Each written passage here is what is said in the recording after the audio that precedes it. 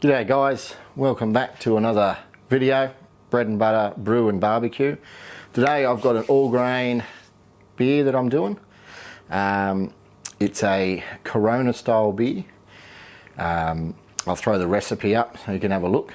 Yeah, sit back and enjoy the Corona.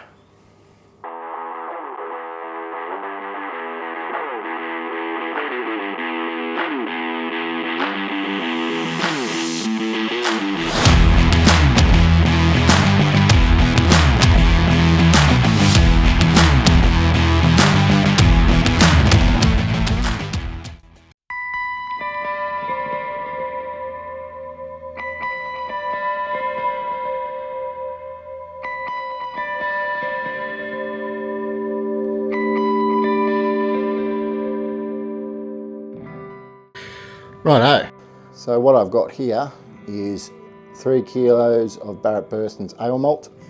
I'm just going to crack them now with my little setup here, which is simply a mill just from Kegland with my drill, just a Ryobi drill, straight into a Bunnings bucket, and then I'll add the other ingredients straight in.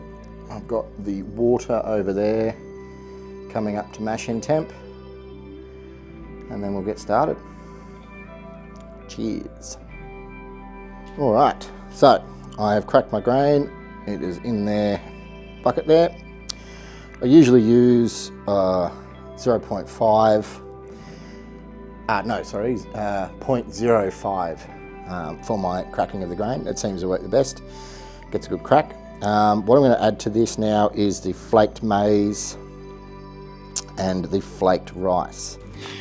So this is what I'm using for my flaked maize, country brewer. Flaked maize, 500 grams, it's 1.5 kilos of this going in. And then I've also got 450 grams of brown rice flakes. So that is my grain bill. 3.1 kilos of ale malt, 450 grams of brown flaked rice, and 1.5 kilos of flaked maize. I'm going to put that in the mash tun now. Just give it a stir, and then yeah, throw them in and start the mash. So that's what all the grains look like once they're mixed up. Nice little mixture of ale malt, flaked maize and flaked rice. I know, I'm going to go throw it into the Brewzilla and get it mashing in. And of course, whenever you're making a home brew, you've got to have a home brew. So in my Newcastle Knights pint cup, I've got my Bolter XBA. I'm still getting through the keg on this one. I don't have a recipe video for it. I never did one. Got into YouTube after the fact. So yeah, smashing down Bolter XPA clone, beautiful beer. And I'm going to start the mash-in now. So, see you in the mash-in. But I just put a little bit of tin foil over the dip tube in the middle, or the tube in the middle, and then pop your uncle. Alright, let's start getting some of this grain in. So I'm mashing in at 60. Well, the strike temp is 65, but I want it to be around about 62 when I'm finished. Now, I'm not too sure how it's going to go with the all the flaked maize and the flaked rice. So I'm actually going to add just a couple of handfuls of rice hulls just in case it doesn't go to plan. I think it should be alright, but so if you've watched one of my tasting videos, I do speak about how I'm making this beer today, and last time I made it I didn't have access to the full amount of flaked maize, so I actually just used maize grits, and it turned out terrible because I didn't realise you needed to do a cereal mash to actually get the proper enzymes out of the maize grits. So yeah, it was a bit of a disaster. But this time I've got the full amount of flaked maize, so it should be flawless. Right? If any home brews are watching this, they can attest to the fact that no brew is ever flawless. So like I said, 21 litres or 21.8 litres to mash in is what Brewfather recommended.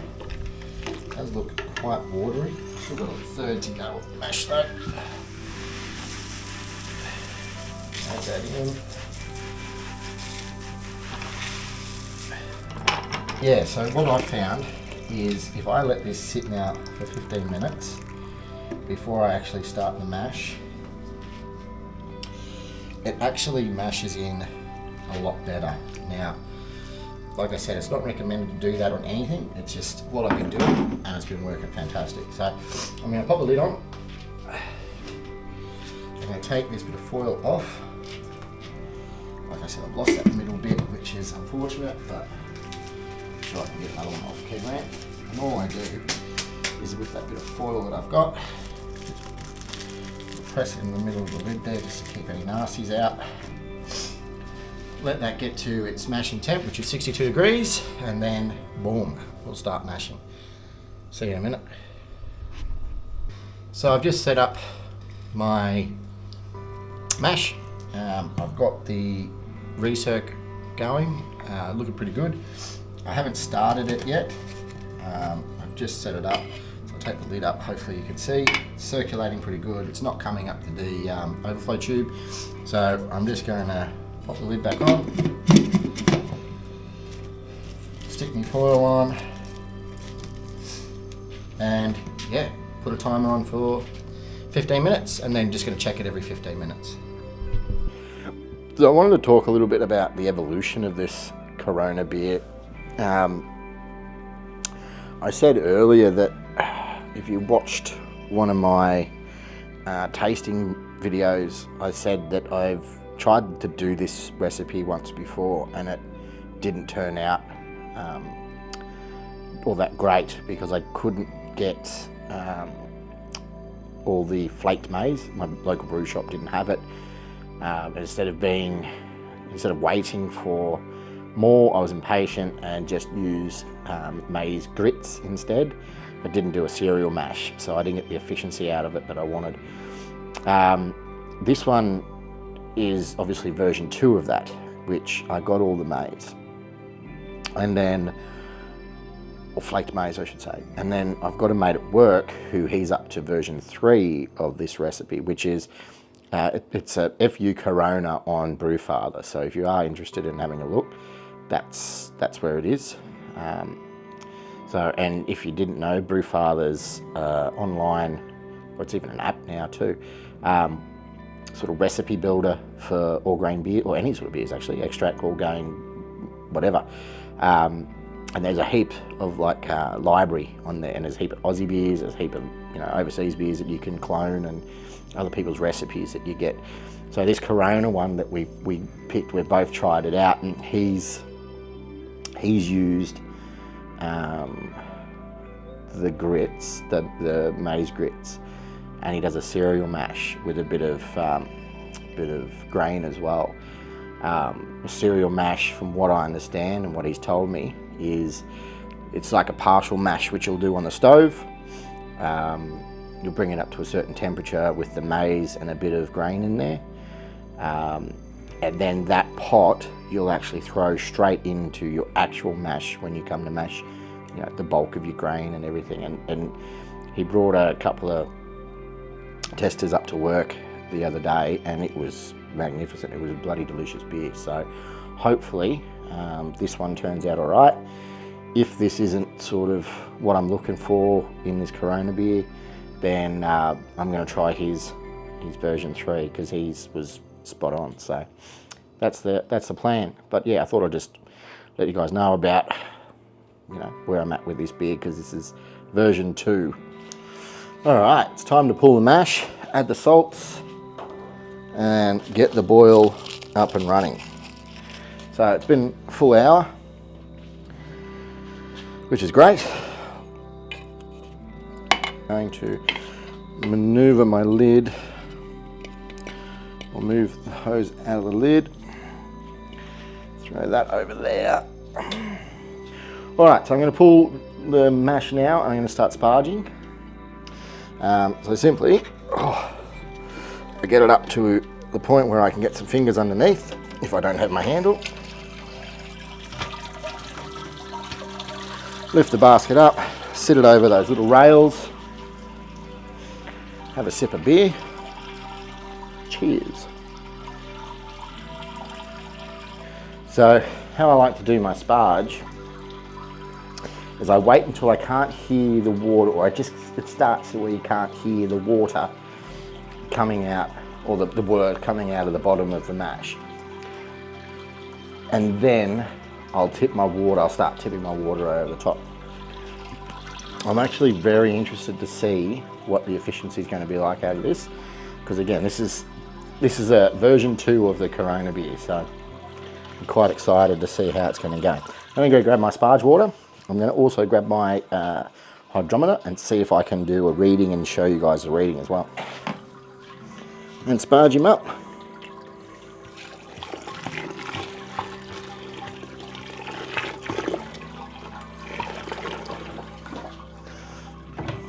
Essentially, all I do here is thirds.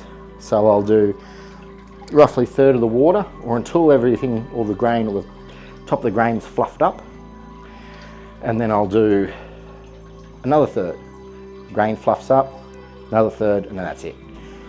I will put the grain basket into a bucket and just let that last little bit drain out.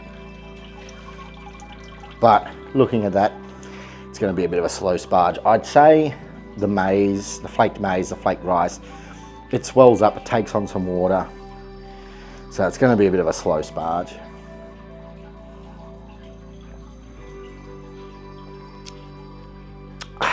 But what we can do to speed up the process a bit is get the water starting to get to boil. So again, a mate of mine gave me this good tip about, as soon as you pull the basket, set your temperature to boiling, and it's going to be a quicker process. So on these Brewzilla's 3.1.1.1s, boiling is HH. So I just set it to HH now and let it come up to boil.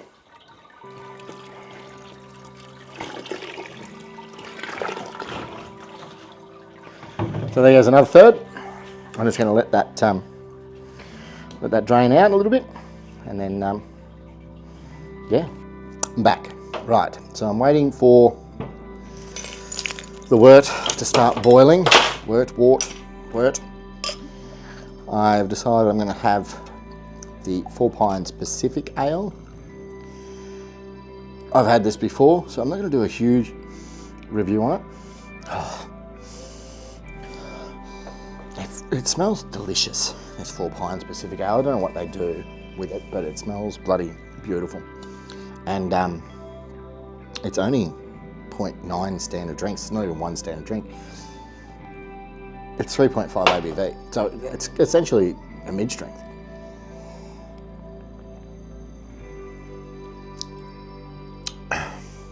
Refreshing. It's not overly... It's funny because it says fruity and floral on the bottle, but it's not overly fruity and floral. No, fruity and floral. It's it is there. Don't get me wrong. It is. You can taste a little bit of the fruitiness, a little bit of the floralness, but it's not like a real hop forward beer. It's quite tame. I just wanted to step in, or I just wanted to catch up and say I put, I think it was 3 ml of lactic acid, not sulfuric acid, lactic acid in my beer, or in my wort. just to bring that pH down. It's sitting at about 5.7, so it should come down now and be Mickey Mouse from there. I am really happy with the pre-boil gravity reading, which was, I think it was 1.044. I think that's what it was. It was, yeah, it was good. It was where I would like it to be. Actually, while I think of it, we can check what it was supposed to be. So, Brewfather, our Mexican lager FU Carona. There you go. So pre-boil gravity should have been 1.045. I got 1.044 or 43. Yeah, thereabouts. So that's pretty good. But hey, excited. This so far seems like it's going to work well. Yeah, but look, it's going to be fun. Anyway, I will catch you back in the boil when it happens. Right, so first hop addition, 60-minute boil. I was saying before when I was having that beer, that was Nelson Sauvin. It's not, it's Pride of Ringwood. So I've got 12 grams of Motueka and 6 grams of Pride of Ringwood going in at the 60-minute hop addition. Done.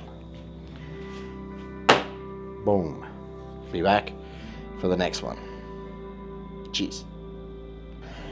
Righto, so it is the 5-minute hop addition now. So 5 minutes left in the boil. I've got my work chiller in there. I've also got my hop cone arm in there as well, which I'm just going to start up now and run some boiling water through. And all that's going to do is just kill anything that's inside there just in case. And then it's time to get the last little 5-minute hop additions in, which is 30 grams of Motueka. And then the last bit of hops that will go in is 30 grams dry hop after 5 days, which is again 30 grams of Motueka. So yeah, just going to let that go now for 5 minutes, and then I'm going to do a whirlpool, and she's done. Oh yeah, just sort of a little FYI, I did do another pH reading after I added the lactic acid, or once everything sort of settled down after I added the lactic acid. Dropped below 5.4, so she's on the money. Yeah, so we're looking pretty good. Fermenter's clean, ready to go. Just gonna put some Sani in it, which I'll do now, and yeah, I'll come back when we're dropping the work in the fermenter, and brew day's done, man, which is fantastic. Nice and easy, hit my marks. I'm going to take a reading after the 5 minutes. Well, I'll take a little bit out, and then I'll do a reading of it and see where we actually ended up. So just to remember, pre-boil was 1.044, and we'll see how we go after the boil. All right, here's cheers. So I've got a bit of a setup happening here. Sanitize everything.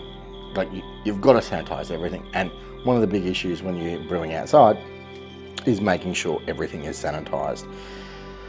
I've done pretty good here. I've managed to sanitize everything, but this is the setup that I have going on at the moment. So I have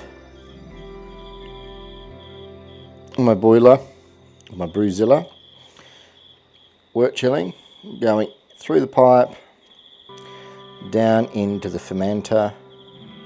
And it's all going nice and smooth, except obviously here it's exposed, but it's not in there. There's a little bit of a gap in the lip here, but look, everything's sanitized. You can see I've sprayed everything.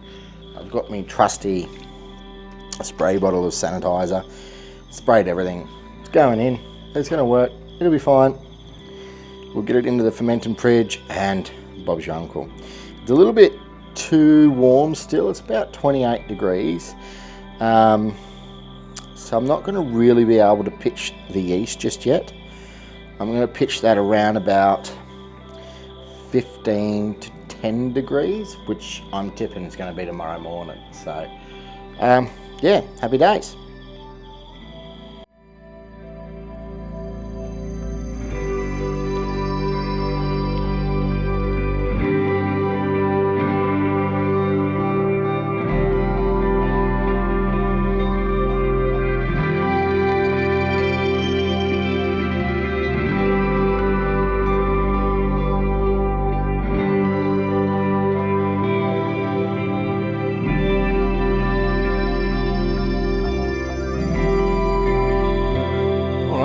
So here's in the fermenter. We have pitched the yeast, and we got it down to 12 degrees before pitching the yeast, and we will see it how it goes. Thanks for watching. Like, comment, subscribe, all those good things for YouTube, and yeah, I'll see you in the next one. Here's cheers.